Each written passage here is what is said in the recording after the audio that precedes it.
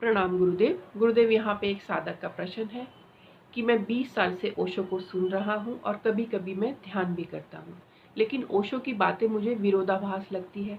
लेकिन मैं उन्हें बहुत प्रेम करता हूँ, मैं उनकी कुछ बातों को समझ नहीं पाता। तो कैसे मैं उनको समझ पाऊँ? थोड़ा सा आप इसके ऊपर मुझे बताएं। प्रणाम आपको। प्रणाम आप सभी को। ओशो को ओशो की बातें विरोधाभास लगती है, उनकी बातों में विरोधाभास है, विरोधाभास लगता है। बातें अपनी ही बातों के अपोजिट वो बोलते हैं। बात ओशो की नहीं है, बात सभी बुद्ध पुरुषों की है। जब बुद्ध पुरुष बोलेंगे और वो अपनी बातों के अपोजिट भी बोलेंगे, ऐसा वो क्यों करते हैं और कैसे हम समझ पाए? ओशो को समझने के लिए सबसे बड़ी बात है कि आपको ध्यान के स्तर को ऊंचा करना पड़ेगा। ओशो जो कह रहे हैं वो शब्दों में नहीं समझा जा सकता। शब्द तो खाली है, बिल्कुल शब्द बिल्कुल खाली है, और इस समय तो बिल्कुल ही खाली है। आप किताब पढ़कर, उनकी वीडियो देखकर, जो भी चीजें आप करना चाहें वो करके आप अपने मन के मुताबिक चीजें कर सकते हैं। ओशो ने कुछ भी कहा, आप अपने मन मुताबिक उसे समझ सकते हैं। यहाँ ओशो तो है नहीं कि आपको रोक देंगे। यहाँ ओशो नहीं है कि वो आपको रोकेंगे। अपने मन मुताबिक ही आपने बना लिया। और यहाँ ओशो के सन्यासी भी आपकी मदद नहीं कर पाएंगे। उन्होंने खुद ही घोषणा कर दी कि हम मुक्त हो गए। उन्होंने खुद ही घोषणा कर दी। यहाँ आज देखेंगे जगह जगह ओशो के सेंटर खुले हुए हैं और जगह जगह ओशो बिखरे पड़े हैं। ओशो को कैसे हम समझ पाए? ध्यान के स्तर को ऊंचा करें, साधना को ऊंचा करें। मगर ध्यान का स्तर और साधना ऊंची होगी कैसे? गुरु तो शरीर से विदा हो गए, अब वो ऊंची होगी कैसे?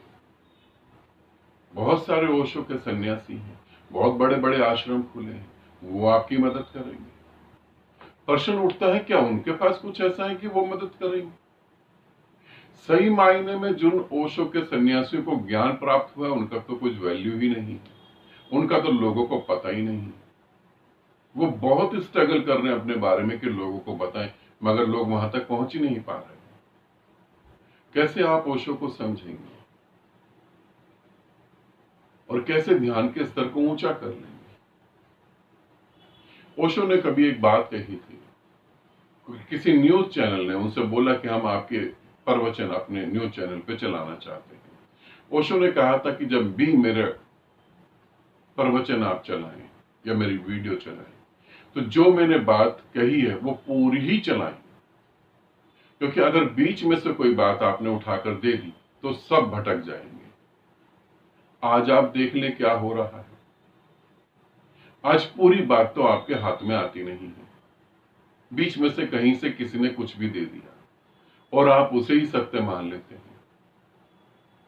और फिर ओशो के बाद जाने के बाद और भी ओशो खड़े हो गए।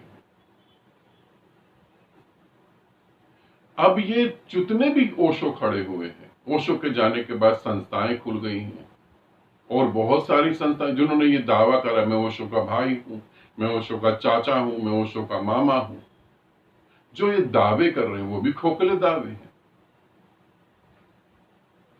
एक शेर से शेर का ही जन्म होगा। ये समझे कि एक शेर है जंगल में, उससे क्या होगा? उससे शेर पैदा होगा। अब एक शेर से आप कुत्ते का तो उम्मीद नहीं रख सकते कि कुत्ता पैदा हो जाएगा या लोमड़ी पैदा हो जाएगी, ये तो उम्मीद आप नहीं रख सकते। ओशो जैसे थे वैसा तो कहीं कुछ भी नहीं। आज ओशो को लेकर बहुत सारी बातें हो रही हैं, मगर ओशो जैसे थे, क्योंकि जिसमें सत्य घटता है वो क्रांतिकारी हो जाता है। ओशो के आश्रम में जब ओशो थे तो उन्होंने एक बोर्ड लगवा रखा था।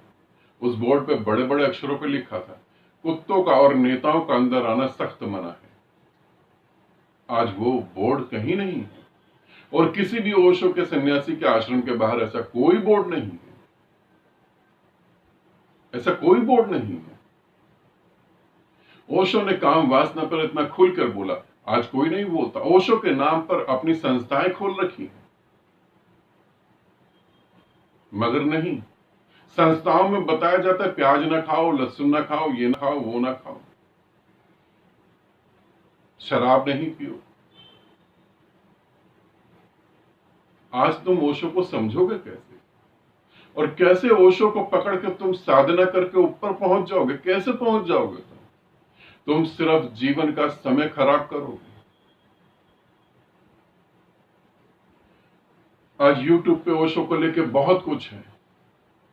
ओशो के एक सन्यासी हैं जिनको परम ज्ञान घटा, उनको बहुत कम लोग जानते हैं। उनका नाम है स्वामी आनंद विजय, जबलपुर में वो रहते हैं। उनको बहुत कम लोग जानते हैं। शायद ही जो लोग नए जुड़ रहे हैं वो तो कभी ना जान पाएंगे आनंद विजय को। और अब मेरे को तो पता भी नहीं आनंद विजय है या शरीर छोड़ दिया उन्होंने। स्वभाव थे, उन्होंने शरीर छोड़ दिया। बहुत सारे ओशो के साधक थे जो परम ज्ञान को उपलब्ध हैं। ओम प्रकाश सरस्वती थे, उन्होंने शरीर छोड़ दिया। मगर अभी जो है वो सिर्फ एक ड्रामा है। ओशो को शब्दों से नहीं समझ सकते। अगर आप मेरे को कहें कि ओशो ने जितना भी बोला हो, या जब से उन्होंने पैदा होने के बाद आखिरी सांस ली है, तो ओशो ने क्या बोला है? ओशो ने बोला है अवेयरनेस, होश में आ जाओ, बस, और कुछ नहीं।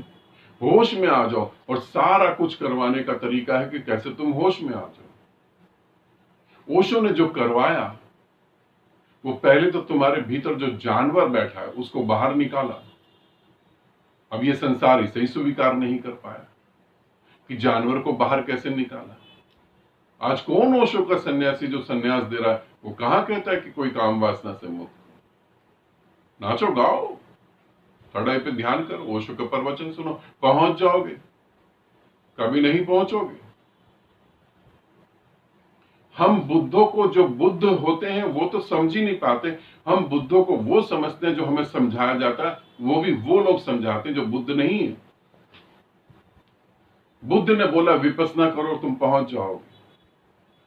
6 साल जंगलों में भटकते भटकते बुद्ध ने क्या करा वो तो किसी भी ग्रंथ में नहीं लिखा, किसी भी ग्रंथ में नहीं लिखा। तुम सोचते हो कृष्ण की गीता पढ़ के तुम कहीं पहुंच जाओगे? कहीं नहीं पहुंचोगे, कहीं भी नहीं। अंधविश्वास में पड़ोगे। कृष्ण ने एक उंगली पे गोवर्धन पर्वत को उठा लिया।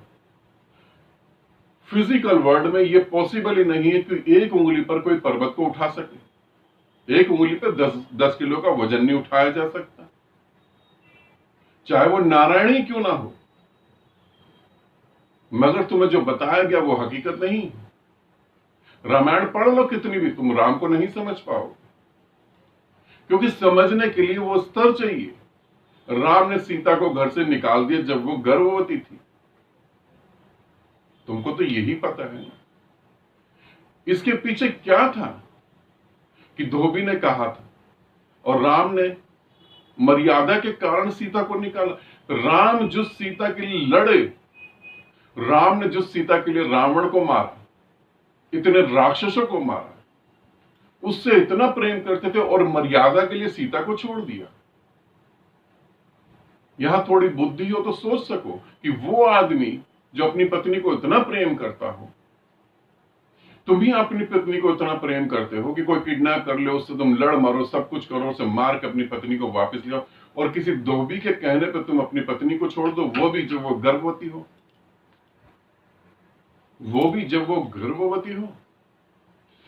मैं जब अपने गांव जाता था बचपन में, गोंडा और गोरखपुर में, तो मैं वहां देखता था अगर कोई स्त्री गर्भवती है तो सारा गांव उसकी मदद करता था। ये खाना खा लो बहनी, वो खाना खा लो बहनी, ये खा लो बहू, सारा गांव, ताकि उसके बच्चे स्वस्थ पैदा हो। और गर्भवती स्त्री को, सीता को, अपनी पत्नी को राम ने घर से निकाल दिया। तुमने सोचा धोबी के कारण? तभी तो कह रहा हूं बुद्धों को समझना तुम्हारे बस की बात नहीं। बुद्धों को समझने के लिए तो मानसिक स्तर ऊंचा होना चाहिए। आज तक जो तुम कथाएं सुनते रहे उसमें कुछ भी ऐसा नहीं। राम ने निकाला, उसके पीछे बहुत बड़ा आध्यात्मिक कारण था, बहुत बड़ा आध्यात्मिक कारण था। रावण को मारा नहीं जा सकता था, राम ने सीता के लिए मारा। रावण अड़ गया इसलिए मरा। रावण खुद मरना चाहता था, रावण खुद अपने प्राणों को मुक्त करना चाहता था। तुम ओशो को कहां से समझ पाओगे? और यदि ओशो होते, बाई चांस अब दोबारा आ जाए, अगर वो दोबारा आ जाए, पहली बात तो अगर वो दोबारा आ जाए तो हिंदुस्तान में कभी पैदा नहीं होंगे। इस बात की तो मैं 100% गारंटी देता हूं। कोई बुद्ध हिंदुस्तान में पैदा हो जाए और वो ये संकल्प लेके जाए कि मैं दोबारा पैदा होऊंगा, तो हिंदुस्तान में कभी पैदा नहीं होगा। और अगर वो दोबारा आ भी जाए तो वो रो पड़ेंगे तुम्हारी मूर्खता देखकर। ओशो को हम कैसे समझ पाए? नहीं समझ पाएंगे। कैसे हम ध्यान में गति कर पाए? जीवित गुरु से जुड़ो तभी गति होगी, नहीं तो मरते मर जाओगे, मोक्ष उपलब्ध नहीं हो पाएगा। ध्यान रखना मेरी बात को, बुरा लग रहा होगा, मरते मर जाओगे, मोक्ष उपलब्ध नहीं होगा।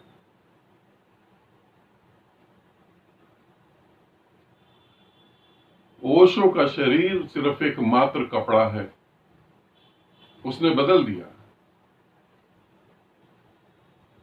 कभी कुर्ता और पिजामा पहनते थे, फिर गाउन पहनने लगे। वो मात्र एक कपड़ा है, शरीर भी इसी तरीके से उन्होंने बदल लिया। अब शरीर छोड़कर वो चला गया निराकार में। अब तुम बैठे रहो। जब तुम गुरु के शब्दों को सुनते हो, ध्यान रखो, ये बात कहकर वीडियो खत्म कर रहा हूं। जब तुम गुरु के शब्दों को सुनते हो किसी भी माध्यम से, मोबाइल से, रिकॉर्डिंग सुनते हो, किसी भी इंस्ट्रूमेंट से उसे सुनते हो, तब तुम बहुत हद तक, वहां पर गुरु की ऊर्जा 1% होती है, 99% तो तुम्हारी ऊर्जा काम करती है, वहां गुरु नहीं होता। मगर जब तुम गुरु के सामने बैठ के सुनते हो, तब तुम्हारे भीतर एक चमत्कार होता है, तब तुम्हारे भीतर बहुत बड़ा परिवर्तन होता है। चाहे गुरु को तुम किसी माध्यम से सुन रहे हो, उस समय गुरु भी हो और तुम भी हो। जो लोग मेरे साथ साधना ग्रुप करते हैं, शिविर में आते हैं, उनको पता होगा, जब मेरे साथ साधना करते हैं तो स्थिति अलग हो जाती है, जब अकेले करना पड़ता है तो स्थिति अलग हो जाती है। चाहे मेरी ऑडियो को ही लेके ध्यान करते हो तब स्थिति अलग हो जाती है, और जब ठीक मेरे सामने बैठे होते हैं तो स्थिति बिल्कुल अलग हो जाती है। अभी मैं इस पृथ्वी पर हूं, मेरे सामने जो बैठा उसकी मानसिक स्थिति अलग हो गई। जो मेरे को अभी आमने सामने बैठ के सुन रहा है उसकी स्थिति अलग हो गई। जो मेरी ऑडियो सुन रहा है उसकी स्थिति अलग हो गई। और सोचो मैं पृथ्वी पर हूं ही नहीं। फिर तुम अपने दिमाग से सारी कल्पनाएं करोगे, सिर्फ कल्पनाएं करोगे और कुछ भी नहीं होगा। ओशो को समझना है तो जीवित गुरु को पकड़ो, कहीं भी पकड़ो, किसी को भी पकड़ो, जीवित गुरु होना चाहिए। और ओशो के नाम पर जो खड़े हुए हैं, जैसे बारिश होती है ना, बारिश में एक तो मशरूम होती है और एक कुकुरमुत्ता होता है, जंगली, हर जगह उग जाता है। वैसी हर जगह जो उगे हुए हैं ये कुकुरमुत्ते जैसे हैं। इनमें ऐसा कुछ भी नहीं है जो तुम्हारे भीतर परिवर्तन कर दे, ऐसा कुछ भी नहीं है। अपने जीवन का समय बर्बाद ना करो, इसका ध्यान रखो। आनंदित रहो, सदा खुश रहो। बहुत बहुत प्रेम आप सभी को।